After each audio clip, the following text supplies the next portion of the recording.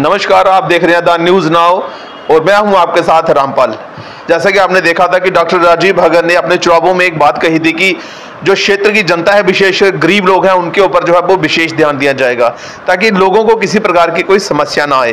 तो आज उसी को लेकर डॉक्टर राजीव भगत द्वारा ये बिश्नाह में जो बिश्नाह विधानसभा क्षेत्र के सभी विभागीय अधिकारी हैं, जिनमें सिंचाई विभाग, बिजली विभाग और भी जो सभी विभाग हैं, उनके विभागीय अधिकारियों की जो है एक बैठक ली गई और इस बैठक में जो अधिकारी हैं उनसे काम का ब्यौरा लिया गया और उनसे विस्तार से जानकारी ली गई।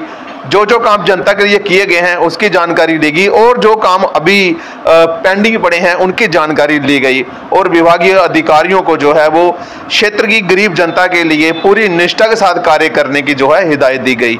हमारे साथ बिश्नाह विधानसभा के नवनिर्वाचित विधायक डॉक्टर राजीव भगत हमारे साथ हैं, उनसे बातचीत करते हैं। सबसे पहले सर, आपका स्वागत है द न्यूज़ नाउ में।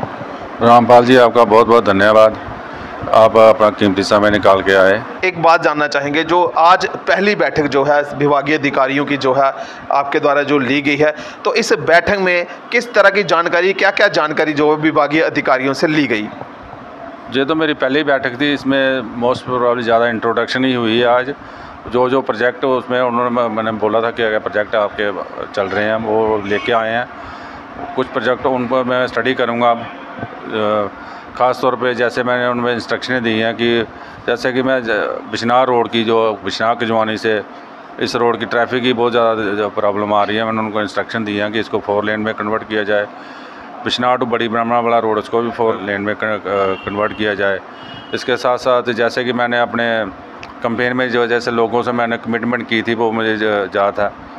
सबसे इसमें जो मेन इशू आता था कि जब मैं अरनिया में जाता था बॉर्डर एरिया पे, तो सबसे ज़्यादा लोगों की शिकायत है कि SGH हॉस्पिटल को जो अपग्रेड किया जाए और मैंने आज ये इंस्ट्रक्शन दिए हैं कि इसको ट्रामा सेंटर में कन्वर्ट किया जाए। और तहसीलदार अरनिया को मैंने निर्देश दिए हैं कि डिग्री कॉलेज के लिए जो लैंड है वो आइडेंटिफाई किया जाए। और तहसीलदार जो हमारे बिश्नाह के हैं, इनको मैंने बोला कि एक तो आप स्पोर्ट्स क्लब के लिए लैंड आइडेंटिफाई करें और प्रेस क्लब के लिए स्पेशली मैंने बोला अपने प्रेस बंधुओं को, जो मैं कुछ खबरी देना चाहता हूँ, उनके लिए मैंने प्रेस क्लब के लिए जगह को आइडेंटिफाई करने के लिए बोला है।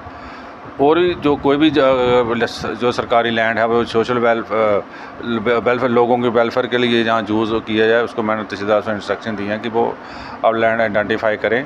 तो उसके बाद हम आम जनता से पूछ के वो उसमें डिसाइड करेंगे कहाँ का क्या बनाया जाए। जो भी आज मेरी पहली ही मीटिंग थी, उसमें खासकर मैंने अपने जो भी मेरे ऑफिसर आए हुए थे उनको मैंने एक ही हिदायत दी है कि आप मैं अगर बना हूँ तो गरीब जनता के लिए। मैंने उनको क्लियर इंस्ट्रक्शन दिया है कि गरीब जनता का काम करें, गरीब जनता को काम में कोई भी देरी नहीं होनी चाहिए, क्योंकि अगर आप गरीब जनता की काम करेंगे तो मुझे आपको फ़ोन करने की भी ज़रूरत नहीं पड़ेगी। उनको मेरे आने का मौका है या शिकायत का मौका है दो, उनके ऑन स्पॉट जो काम होने चाहिए, यही मेरी प्रायोरिटी है लोगों के लिए। इसके साथ साथ मैंने जब कंपेन करता था तो गाँव में मुझे काफ़ी लोगों की शिकायतें आती थी ब्रिज जहाँ से एक तो चक माजरा से करियाल का ब्रिज, वो लोगों की डिमांड की, उनको 30-40 किलोमीटर अगर अरनिया जाना तो उसे चक्कर लगाने के जाना पड़ता है। एक वो ब्रिज रखा है, एक अरनिया को सिंगल ब्रिज है, उसको भी मैंने अपग्रेड करने के लिए अपने R&B डिपार्टमेंट से बात की है और इंस्ट्रक्शन दी हैं। उस पर बहुत जल्द काम जो शुरू हो जाएगा। और उसके आगे जो मेन जो रामपाल जी आपको मुद्दा है ड्रग्स के लिए मैंने DSP साहब को इंस्ट्रक्शन क्लियर दिए हैं। SP साहब से बात कर ली है कि वो कुछ स्पेशल टीमें बना के इन पे खासकर बिश्नाह कॉन्स्टिट्यूंसी को मुझे नशा मुक्त बनाना ही है। इसके लिए मुझे जितनी भी लड़ाई लड़नी पड़ेगी असेंबली में, अगर इसके आवाज़ उठानी पड़ेगी मैं उठाऊँगा। और मैंने पहले SHO साहब को भी बोला था कि इस पर वो अपने टीमें बनाएँ, लेकिन उन्होंने कुछ भी नहीं किया। लेकिन इससे मद्देनजर रखते हुए मुझे फिर एक्शन लेना पड़ा। अब जो नए SHO साहब आए हैं इनको मैं बुलाऊंगा, इनको भी निर्देश मैं बहुत जल्द दे दूंगा कि नशा वो ड्रग्स पे और जो गौ तस्करी है इस पे जो लगाम मुझे चाहिए। आगे से मुझे उनको मैंने क्लियर इंस्ट्रक्शन दी है, मुझे ऐसी शिकायतें नहीं आनी चाहिए। माइनिंग पे खासतौर माइनिंग पे भी मैंने उनको इंस्ट्रक्शन दिया कि माइनिंग बहुत नहीं हो हमारे इलाके में होनी चाहिए। जैसे कि आप सब जैसे कोई भी कंप्लेंट मेरे पास आ रही है रामपाल जी, मैं तो ऑन स्पॉट उन्हीं को ऑफिसर्स को इंस्ट्रक्शन देता हूँ कि लोगों की आम जनता को कोई भी किसी की मेरी तरफ से प्रॉब्लम नहीं आनी चाहिए। कि किसानों को जो है वो खाद को लेकर कुछ समस्या आ रही है, और इसके साथ ही जो अभी हाल ही में बारिश हुई थी उससे किसानों को उस जो धान की फसल को नुकसान पहुंचा वो मुआवजा जो है वो नहीं मिल पा रहा है। तो सर इसके लिए आपके द्वारा क्या कदम उठाए गए हैं? देखिए, जो किसानों की फसल का जो मुआवजे की बात है, मैं आज तहसीलदार साहब आए हुए थे तो मैंने उनसे बात की हुई है, वो इसमें कुछ टीम बना के मुआवजा करेंगे।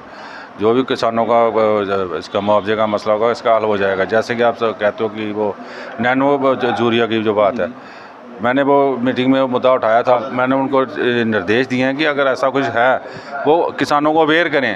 किसानों को इस चीज़ का पता ही नहीं है, इसलिए वो अब उनकी नई टीमें आएंगी और गांव-गांव जाके किसानों को इस बारे में अवेयर करेंगी। सर डाक बंगले को लेकर भी यहाँ पे एक बड़ी ज़रूरत रही है। देखिए, डाक बंगले की बहुत बड़ी प्रॉब्लम है। जब बिश्नाह की बदकिस्मती है, हमें कोई भी मीटिंग करनी हो आज की डेट में, किसी गेस्ट को बुलाना हो तो अच्छा डाक बंगला हमारा पंडोरियों में है, वो पुराना है।